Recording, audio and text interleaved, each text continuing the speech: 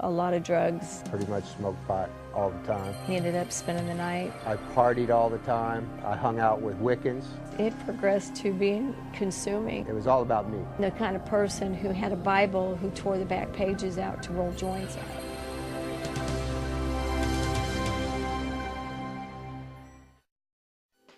I grew up in a Catholic household. We quit going to church when I was probably about 9 or 10. I grew up in a military family. My dad was in the Navy.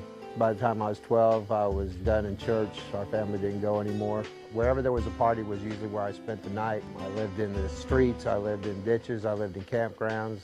My whole life was about the next high. I met my wife in 1975. My best friend had taken me to meet her. We spent some time out there at the park, and then they all said there was a party at Margaret's house. I didn't think of him at all. I didn't pay him a single bit of attention. As the night went on, I was more interested in talking to Margaret, and I ended up talking with her. He ended up spending the night, and we weren't Christians, neither one of us were at the time. I moved in with her, and 4 months later we got married. About 12 years into our marriage, I started, I was high, but I still knew there had to be something else. There was a guy that lived across the street who was into doing Tai Chi. He was real involved with New Age. I started looking into Buddhism, Hinduism, Taoism, anything that ended in ism. And it kind of really snowballed from there. I got so deep into it, I was teaching meditations. I spent 10 years as a massage therapist. And I would do the meditations with him, and I would go hang out with all these people. I never had anything in me to tell me that was wrong. But I really didn't mind it. I did things to spend time with my husband. And nothing ever hit the spot. Nothing ever made me feel complete. Nothing ever made me feel like I was satisfied. A little over 11 years ago, my best friend, this guy was probably my mentor as far as doing the body work. They called us and told us that they were coming back to the United States. He said that he got saved. I thought I heard him wrong. And when they said, I still have to laugh about it because it was just so hilarious to us. I had to see this to believe it. They got into town on Thursday night. Joe said he knew we had to go to church with him. Sunday morning we got up, we went to church, and as we were walking through the door, as the other couple and my wife and I were walking through the door, I said, oh no, I'm not supposed to be here. The youth pastor comes forward and does an altar call before they ever do the service. And then he said, God forgives and forgets. Well, I knew the forgives part, but never heard the forgets part. Well, I knocked all three of them down, got down there to the altar, accepted Christ into my heart. And I thought he had lost his mind.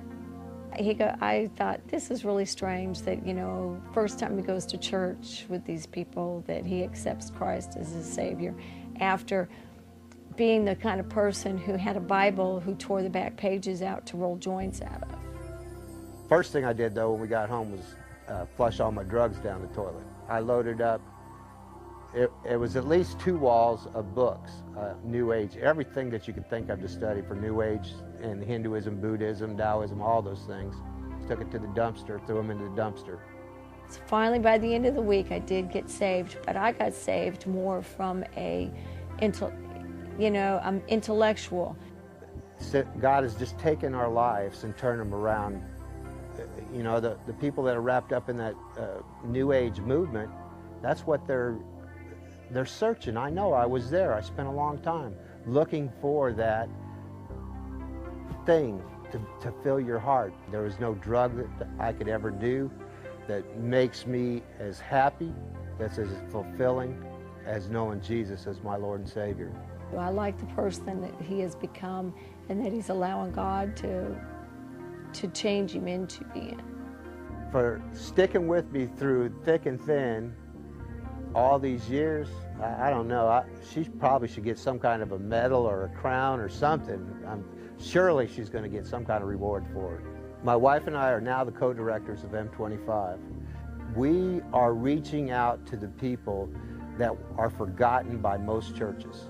Not to get people to come to our church, but to get people to come to church, to come to the knowledge of Christ And by showing them love, not by thumping them on the head with the Bible, but by loving them just as they are, just like Christ loved me 11 years ago, just how I was, and accepted me just how I was. That's what we do with M25. To let somebody know that there is always hope, that God will always come through, and He'll always provide.